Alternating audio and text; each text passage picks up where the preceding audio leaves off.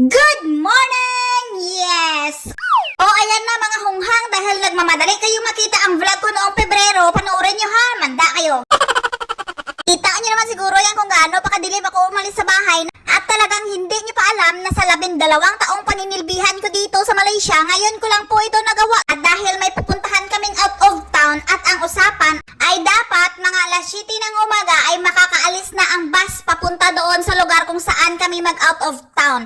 Pero dahil nga mga Pinoy tayo, no? Mga Pinoy talaga tayo, inaabot pa kami ng alas 8:30 dahil bago kami makaalis ng Kuala Lumpur City. O siya ay fast forward na lang talaga natin, no? Dahil sa sobrang haba-haba ng usapan, nandito na po tayo sa target place. Yes, kapag may mga nakita kayong mga bundok na kinakwari, abay malamang nasa Ipo na kayo. Bali mga 2 oras ata travel namin mula sa KL papunta dito, kaya ginutom yung mga kasama ko sa loob ng bus.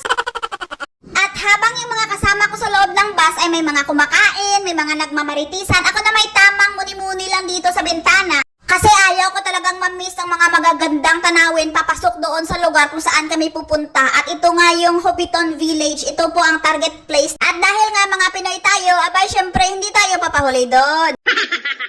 Salamat nga pala sa Million Dot Travel and Tour na nagtala sa amin dito.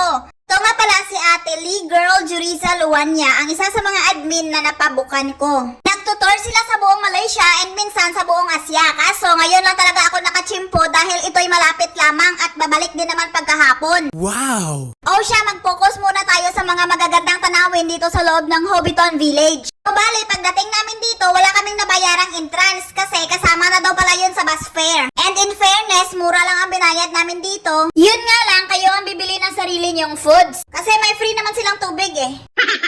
And ayun nga, pagdating namin dito sa loob, super amazing talaga ang views. As in, hindi ka talaga magsisisi sa mga binayad mo papunta dito. Hindi ka magsisisi sa mga nagastos mo sa pagkain mo papunta dito. Entrance pa lang to ha, entrance. At dahil nga ay manol na manol talaga ako at atat na atat na makita ang buong kapaligiran, syempre naglakad-lakad na ako sa buong paligid. At ito na nga, oo, ito nga ang mga nakikita ko doon. Tignan naman ninyo, malaparaiso na lugar. Diyos ko Lord. At syempre, dahil ito ay for my memories in the future, no? Hindi talaga ako nagpapahuling rumampa. Oo, sulong-sulo ko lang talaga yan. So, bali, tatawagin nyo nga pala itong travel with my selfie stick, no? Kahit wala kang kasamang gumala, kung may selfie stick ka lang at kapal ng mukha, abay, kuhang-kuha. Yan ang sekreto ng mga walang hiya.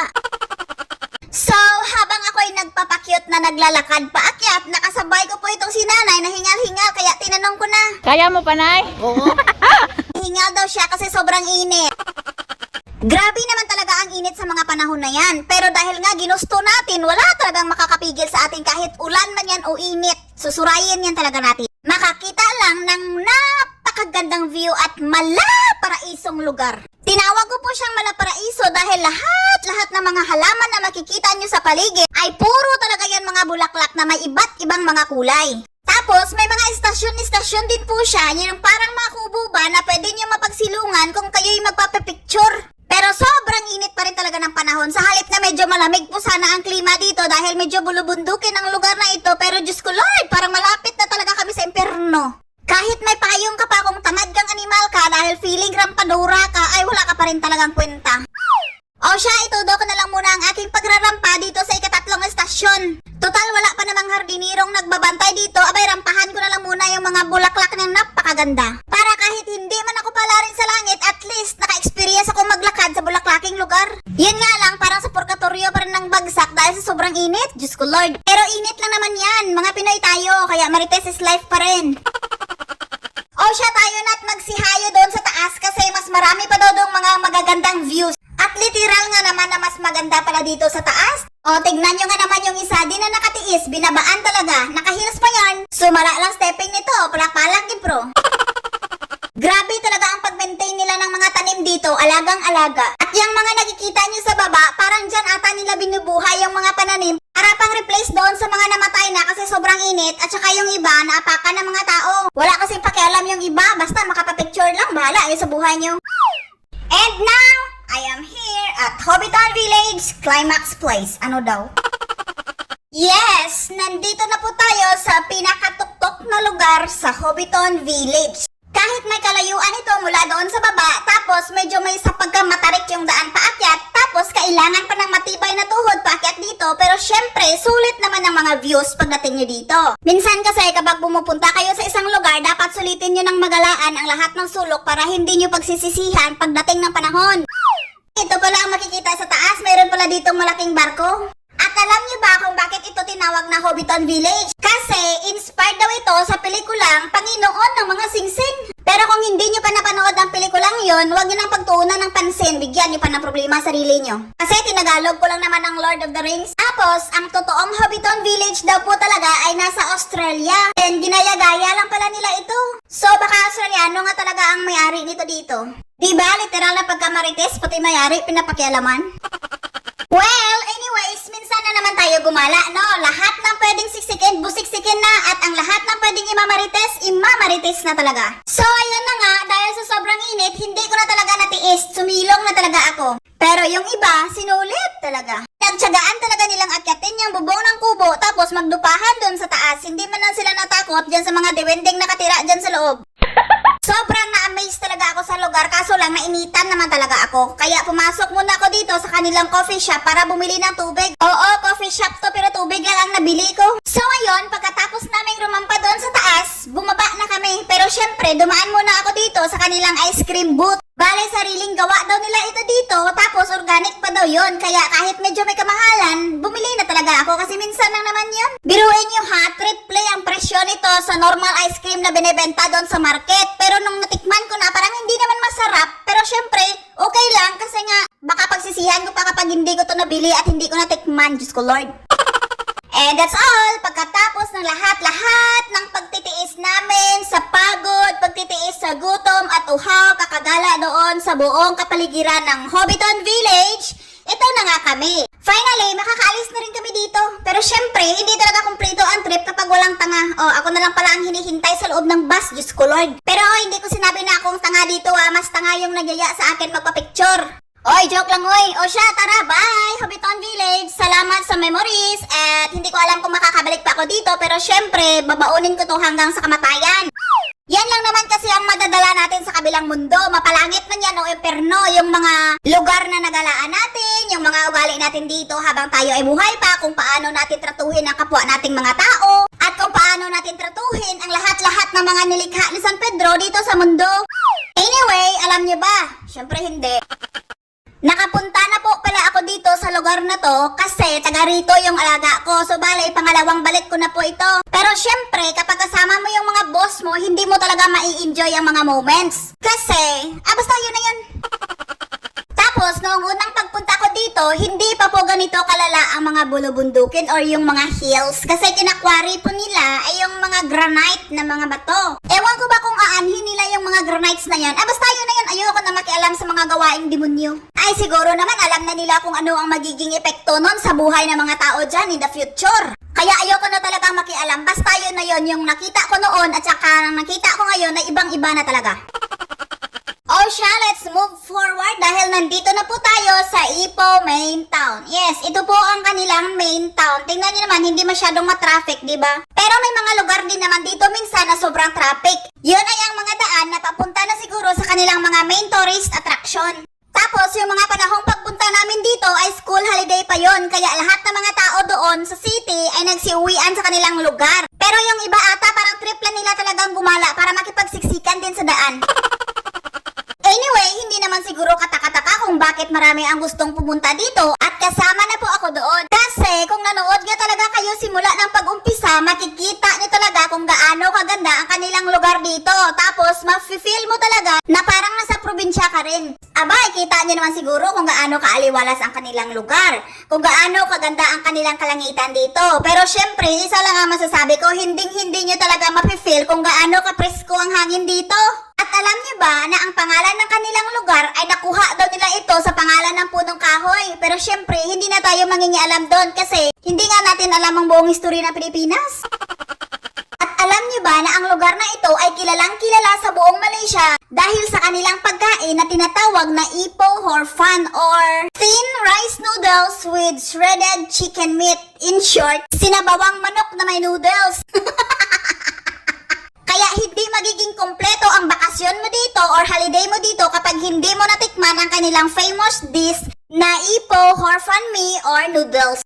At kilala din po sila sa paggawa ng mga tea, sa paggawa ng mga salted chicken, sa paggawa ng mga Chinese biscuit. Basta kilala sila sa paggawa ng mga pagkain in chick. Kaya nung binigyan kami ng time ng aming tour bus driver ng 1 oras para kumain ng lunch, gumala muna kami ng kasama ko kung saang sulok-sulukan dito para maghanap ng magandang mapagkainan. Pero dahil nga sa kasagsagan ng lunch hour, parang lahat ng mga napasukang naming restaurant ay puro puno talaga ng mga customer. Kaya tumawid pa kami doon sa kabilang kanto para makapaghanap ng magandang pwesto kasi magkakatabi-tabi lang rin naman yung mga restaurant dito.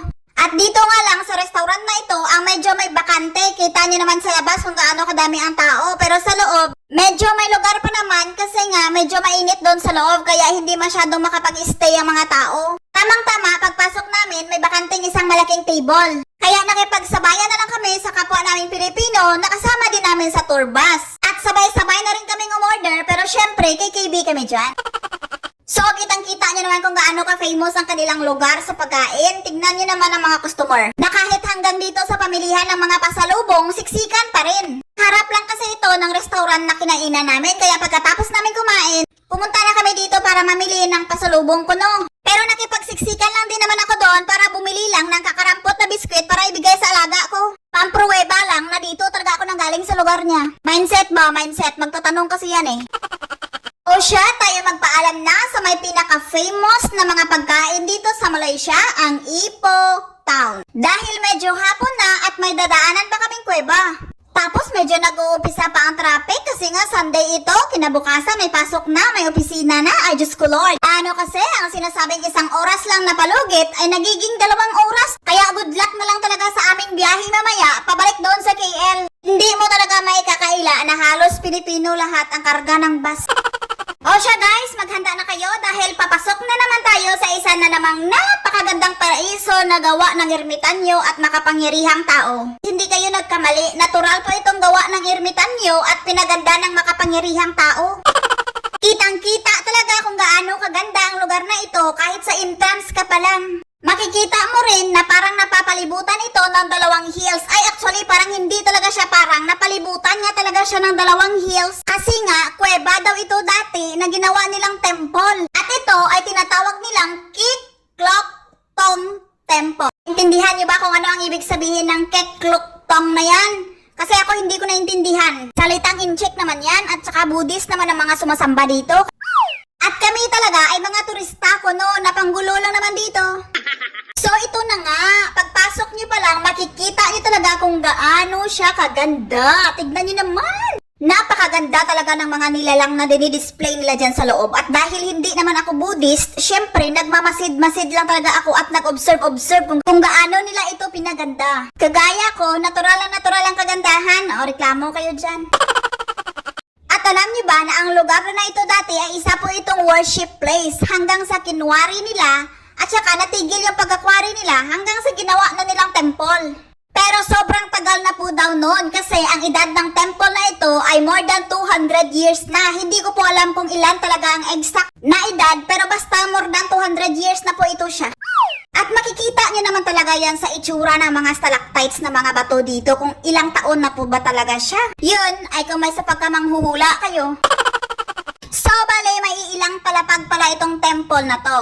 At ang nakikita nyo dito ay nasa 2nd floor pala. Bali, another prayer area din po nila ito at may hagdan dyan papunta doon sa taas. Kaso hindi na po nakaakyat doon kasi parang wala na pala talaga akong time. Nagmamadali kasi kami. At ito rin ang lagusan papunta sa kanilang mini paraiso. Dito din yung wishing well nila. So bali, magsasaboy ka ng pera tapos magwi-wish. Ako hindi ko talaga sinayang yung mga coins ko kasi parang hindi naman ako naniniwala dyan. Pero yung iba nag-wish talaga para mga uto-uto. Oy, joke lang!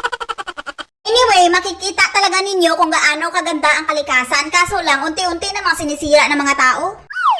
O diba amazing? Pagpasok mo sa kuweba, akala mo madilim talaga ang pupuntahan mo kasi nga kuweba. Hindi mo akalain na may nakatago palang paraiso dito sa labas. Kasi napapalibutan po siya ng 2 napakagandang hills. At marami din po kayong mga activities na magagawa dito sa park na ito. Pwede kayong mag-bike dito kasi may mga bike din sila dyan. Tapos pwede din kayong magpakain ng mga koi sa fish pond. Pero ako, nagmamadali talaga ako para mag-boating daw dito. Kaso lang, napakahaba ng pila. Kaya naubusan na kami ng time kakapila dyan. Kaya nirefund na lang namin yung ticket kasi kailangan na daw namin bumalik ng ng Kuala Lumpur dahil hapon na. Grabe talaga ang panghinayang ko doon sa boating na yon kasi hindi ko alam kung makakabalik pa ako dito. Pero okay na lang din yun. At least nakita ko na kung ano ang itsura ng famous tourist spot na Kekloktong Temple dito sa Ipoh. So ayun na nga, paalis na kami pero dahil mga Pinoy tayo, syempre inabutan na talaga tayo ng ulan kakahintay sa iba naming mga kasamahan. Pero ika nga, ang importante ay nakauwi kaming lahat. Dahil nga umuulan at medyo mahaba-haba ang biyahe, abay hindi pwede sa Pilipino ang walang magagawa talaga. Kaya party on the road talaga yon. Pero syempre ako, tulog lang. At nagising lang ako nang tumigil yung bus sa gasoline station para mag-toilet break yung mga pasahero. Tapos yung iba bumili ng pagkain kasi abay malamang ginutom. Pero ako hindi talaga umimik. Kasi kaya ko pa namang tiisin ang lahat. Oo, ganyan ako kamatiisin. Alright guys, that's all for today's video. Kaya pasensya kung medyo mahaba-haba kasi isahan lang yun. Maraming salamat sa mga walang sawang nagsusuporta sa akin palagi. Unang-una na doon ay ang Team Marso. Alam niyo kung sino-sino kayong mga animal kayo. At pangalawa, ang aking Team SSC Farm. Thank you so much sa inyong lahat-lahat. And pangatlo, ang Team Miliet. Of course, hindi ko sila makakalimutan forever. And of course, hindi ko makalimutang pasalamatan ang aking sarili dahil minsan napapagod na ako pero hindi ako sumusuko para doon sa mga animal na mga taga-subaybay ko. Bye!